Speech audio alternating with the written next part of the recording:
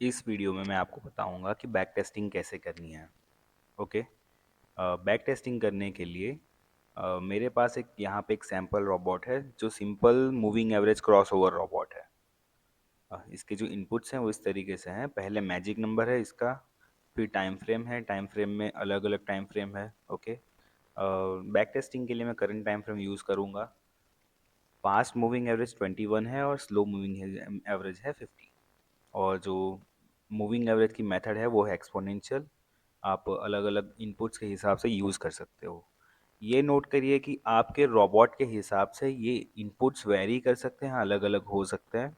तो प्लीज़ आपका जो रोबोट प्रोवाइडर है, आपने जिसके पास से रोबोट लिए हैं, उसको बोले कि जो इनपुट्स हैं वो एक्सप्लेन करें। ओके। यहाँ पे मैंने टेक प्रॉफिट 4000 पॉइंट रखा है इन गोल्ड। इसका मतलब ये हो सकता है कि 4000 डिपेंड कर सकता है कि आपका ब्रोकर किस तरीके से गोल्ड या ये सारी चीज़ें प्रोवाइड करता है। मेरा जो ब्रोकर है वो 4000 की जगह 400 एक्सेप्ट करता है। 400 मीन्स गोल्ड के अंदर $4 का डिस्टेंस हो गया। ओके। तो मेरा जो टेक प्रॉफिट है वो है $4 का। और जो मेरी लॉट साइज है वो 0.01। इस रोबोट के अंदर स्टॉप लॉस नहीं है, क्योंकि ये स्टॉप लॉस ऑटोमेटिकली एक्वायर करता है जैसे ही क्रॉस ओवर अप की तरफ होता है या डाउन की तरफ होता है। तो ये हाई या लो डिपेंड कि बाय है कि सेल है, तो ऑटोमेटिक स्टॉप लॉस लगा देता है। अगर बाय का ट्रेड है तो लो पे लगाएगा प्रीवियस कैंडल पे, अगर सेल का ट्रेड है तो हाई पे लगाएगा। ओके। इस तरीके से हम इसको चार्ट पे लगा तो सकते हैं, ठीक है, और आपको मूविंग एवरेज दिखाई भी दे सकती है इस तरीके से। पर इसको बैक टेस्ट कैसे करें, हिस्टोरिकल डेटा में बैक टेस्ट कैसे करें, तो उसके लिए हमें व्यू में जाना होगा। व्यू में जाके स्ट्रेटेजी टेस्टर ऑप्शन जो होता है उसको क्लिक करना होगा। तो आपको एक बॉक्स मिलेगा यहाँ पे। यहाँ पे ओवरव्यू के टैब में जाके आपको मल्टीपल टेस्टिंग ऑप्शंस मिलेंगे। ओके। तो ये सारे जो टेस्टिंग ऑप्शंस हैं उसमें से इम्पॉर्टेंट ऑप्शन जो है वो है विजुअलाइज। तो थर्ड ऑप्शन आपका विजुअलाइज का हो गया, वहाँ पे आप क्लिक करोगे तो आपको दूसरे बॉक्स पे शिफ्ट कर दिया जाएगा जो है सेटिंग्स का, इस जगह पे। वहाँ पे आप अपना रोबोट सिलेक्ट कर सकते हो ड्रॉप डाउन मेनू में। और मैं सिलेक्ट करता हूँ M A double crossover. और सिंबल यहाँ पे आपको गोल्ड चूज़ करना है या कोई भी चूज़ कर सकते हो, डिपेंड आपका वो रोबोट किसके लिए बना हुआ है और आपको किस में टेस्ट करना है। तो यूरो यूएसडी में मैं चूज़ कर सकता हूँ, मैं गोल्ड भी चूज़ कर सकता हूँ। जस्ट सिंबल के बगल में आपको मिलती है टाइम फ्रेम जो है M15 मीन्स 15 मिनट की time frame, M1 means 1 minute की टाइम फ्रेम। फिर आपको मिलती है H1, H2, H3। ये अलग अलग टाइम फ्रेम है। आपको 1 मिनट से लेके 1 महीने तक की अलग अलग टाइम फ्रेम यहाँ पे मिल सकती है। अगर आपको 15 मिनट में टेस्ट करना है तो M15 आप सिलेक्ट कर सकते हो। जो डेट है वो अलग अलग आती है, एंटायर हिस्ट्री भी कर सकते हो, लास्ट मंथ भी कर सकते हो, लास्ट ईयर भी कर सकते हो, और कस्टम पीरियड कर सकते हो। मैं रेकमेंड करता हूँ आप कस्टम पीरियड करो, क्योंकि जो रोबोट की एफिशिएंसी है वो टाइम टू टाइम चेंज होती रहती है। जो moving average cross over robot है वो ट्रेंडिंग मार्केट के अंदर बहुत अच्छा काम करता है। तो अगर आपको पता है कि मार्केट अभी ट्रेंड में चल रहा है और आपको किसी एक ट्रेंड के अंदर कंटिन्यूसली बाई या सेल करना है तो आप इस रोबोट का यूज़ कर सकते हो। ओके। दूसरी चीज़, कस्टम पीरियड एक बार सिलेक्ट करने के बाद आपको यहाँ पे ऑप्शन मिलता है कि स्टार्टिंग डेट। जो फर्स्ट वाला बॉक्स है वो है स्टार्टिंग डेट, और जो सेकंड वाला ऑप्शन है वो है एंडिंग डेट। तो यहाँ पे कैलेंडर का एक ऑप्शन मिलता है, जैसे भी आप क्लिक करोगे तो आपको एक कैलेंडर मिलेगा। तो अगर मुझे जनवरी की 25 से सिलेक्ट करना है, सॉरी 2025 की जनवरी से पहली तारीख से लेके फरवरी की पहली तारीख तक मुझे टेस्ट करना है, तो 1 महीने का पीरियड है ये। ओके। फॉरवर्ड टेस्टिंग नो करनी है, क्योंकि फॉरवर्ड टेस्टिंग आप कर ही नहीं सकते। रियल मार्केट में फॉरवर्ड टेस्टिंग आप अलाउ नहीं कर सकते, तो इसको कंपलसरी नो ही रखना है। डिलेज जो है वो ज़ीरो लेटेंसी कर सकते हो, 1 मिली सेकेंड से लेके 10 मिली सेकेंड तक। आपके वीपीएस या आपके कनेक्शन पे आधारित रखता है ये। मेरा जो है वो टिपिकली रहता है 10 मिली सेकेंड से लेके 50 मिली सेकेंड तक का जो ब्रोकर का कनेक्शन रहता है वो। तो मैं यहाँ पे ऑप्शन मेरे पास ये है कि ज़ीरो लेटेंसी भी लगा सकता हूँ, मैं 50 मिली सेकेंड भी लगा सकता हूँ। ओके। उसके बाद यहाँ पे emulate slippage and requote during trade execution. तो इस वाले ऑप्शन में जाके आप स्लीपेज वगैरह डाल सकते हो या कमीशंस वगैरह अंदर ऐड कर सकते हो, ठीक है। पर फिलहाल के लिए हम इसमें नहीं जाएंगे। ओके। मॉडलिंग के अंदर अगर आपको एफिशिएंटली चीज़ें ट्रैक करनी है तो आप ये पहले दो ऑप्शन चूज कर सकते हो, एवरीटिक या every tick based on real ticks. Okay, ये दोनों ऑप्शन है। तो अगर पॉसिबल है तो ये यूज़ करिए, every tick based on real ticks. Okay. और अगर आपका कंप्यूटर सपोर्ट नहीं कर रहा है इसको या कंप्यूटर स्लो डाउन हो जा रहा है तो आप एवरीटिक यूज़ कर सकते हो। ओके। वीपीएस के अंदर ये ना करें। ओके। तो आपका वीपीएस हैंग हो सकता है, आपके कंटिन्यूस जो रोबोट्स हैं वो क्रैश हो सकते हैं, क्योंकि ये कंप्यूटिंग पावर बहुत ज़्यादा लेता है। तो कभी भी बैक टेस्टिंग आप वीपीएस के अंदर ना करें, आप लोकल कंप्यूटर के अंदर ही बैक टेस्टिंग करें। और profit in पिप्स for faster calculations, तो आप ये ऑप्शन चूज़ कर सकते हो अगर आपको कैलकुलेशन थोड़े से फास्ट चाहिए तो। अगर नहीं चाहिए तो आप इसको अनटिक कर सकते हो, ठीक है।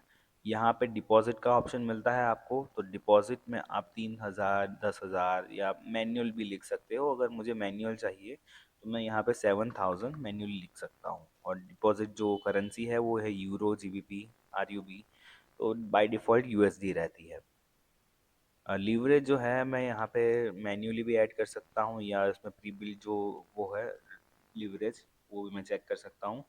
अगर मुझे 1/500 चाहिए तो मैं 1/500 की यहाँ पे लीवरेज लिख सकता हूँ, ठीक है। ऑप्टिमाइजेशन यहाँ पे डिसेबल रहेगा।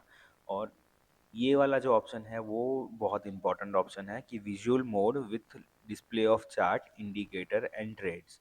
अगर मैं ये वाला ऑप्शन ऑफ कर देता हूँ तो ये जो कैलकुलेशंस हैं वो बैकग्राउंड में होगी और आपको चार्ट नहीं दिखेगा।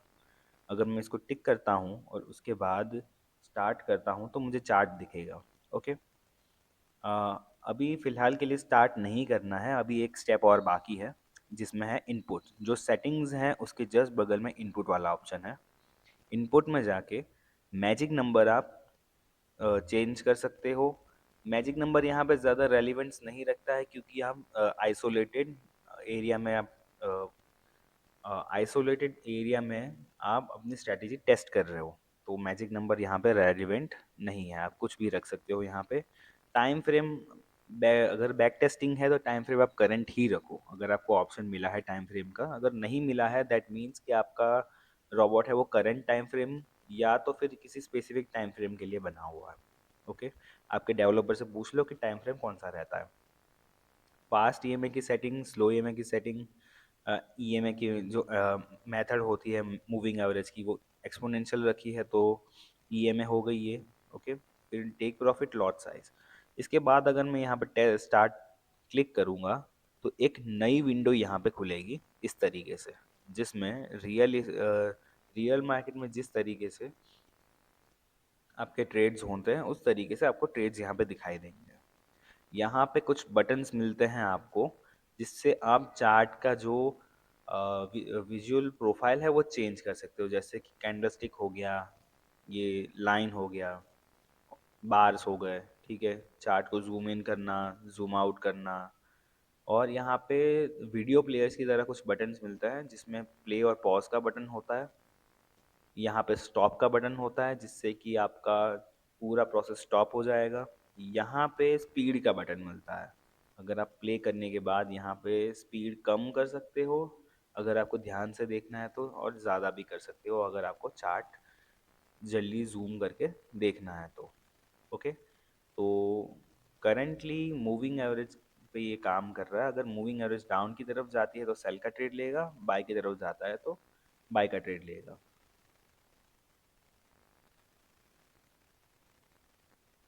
जैसे कि आप देख सकते हो यहाँ पे एक बाय का ट्रेड लिया गया। अगर मैं जूम इन करूं तो आप देख सकते हो कि एक फॉल्स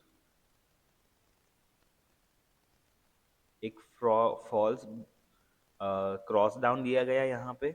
उसके बाद वापस से क्रॉस अप हुआ तो इस जगह पे यहाँ पे बाय का ट्रेड लिया। ओके। उसका जो एसएल है वो ऑटोमेटिकली जिस ट्रेड लास्ट कैंडल के लो पे लग गया है। ओके, और जो टेक प्रॉफिट है वो $4 पे यहाँ पे लग गया है। आप करंट रेट को यहाँ पे देख सकते हो ट्रेड वाली टैब के अंदर। हिस्ट्री को आप देख सकते हो, हिस्टोरिकल ट्रेड्स को यहाँ पे देख सकते हो हिस्ट्री वाली टैब के अंदर। कितना प्रॉफिट हुआ है वो भी आपको वहीं पे दिख जाएगा। ओके। ऑपरेशंस के अंदर आपको अलग अलग ऑपरेशंस मिलेंगे कि कौन सा बाय हुआ है कौन सा सेल हुआ है। जर्नल के अंदर आपको कोई भी प्रॉब्लम आ रही है तो वो दिखाई देगी, जैसे कि यहाँ पे fail to modify $20 by XAUSD। Okay, तो इसमें हमने एक प्रोग्राम डाला था जो आपका जो स्टॉप लॉस होता है वो ऑटोमेटिक ब्रेक इवन लेवल पे आ जाता है। उसमें फेलियर कुछ दिखाया है इनवैलिड स्टॉप, तो आपको जर्नल में एरर वगैरह दिखाई देगा। ओके, और यहाँ से आप प्ले और पॉज कर सकते हो, करंट मार्केट में वो कितना प्रॉफिट कर रहा है कितना लॉस कर रहा है वो देख सकते हो। ठीक है, ये पूरी प्रोसेस खत्म होने के बाद आप हिस्ट्री में जाके टोटल प्रॉफिट और लॉस देख सकते हो पूरे टाइम पीरियड का। तो एक महीने के अंदर मेरी सिस्टम ने $16 का लॉस दिया है। ओके,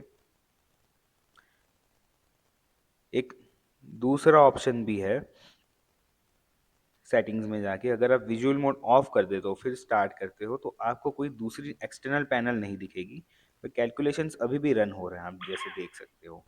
तो उसके कैलकुलेशंस आप बैक टेस्टिंग टैब के अंदर देख सकते हो कि कैसे रिजल्ट्स आए। यहाँ पे आपको अलग अलग ग्राफ मिलेंगे देखने के लिए, प्रॉफिट लॉस, ये सारे रेशियो वगैरह आपको इस ग्राफ के अंदर और इस टेक्स्ट के अंदर दिखाई देंगे। ग्राफ के अंदर जाओगे तो आपको पता चलेगा कि स्टार्टिंग इक्विटी कौन सी थी, वहाँ पे कब अप आए कब डाउन्स आए। तो ये ग्राफ बहुत इंपॉर्टेंट है टाइमलाइन देखने के लिए कि कब कब आपका प्रॉफिट हुआ और लॉस हुआ है। एजेंट्स जो है वो ज़्यादा इम्पोर्टेंट, एजेंट्स इतने इम्पोर्टेंट नहीं है। और जो जर्नल है उसके अंदर अगर कोई एरर आती है तो वो दिखाई देती है ऐसे रेड कलर के अंदर। तो फेल मॉडिफिकेशन या प्रिंट स्टेटमेंट होते हैं आपको जर्नल के अंदर दिखाई देते हैं।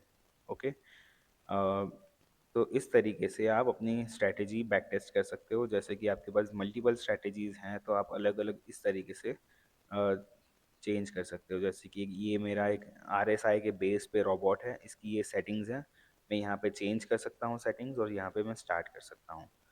तो इसका जो रिज़ल्ट आएगा वो भी मैं देख सकता हूँ। ये हिस्ट्री है, ये ट्रेड्स हैं।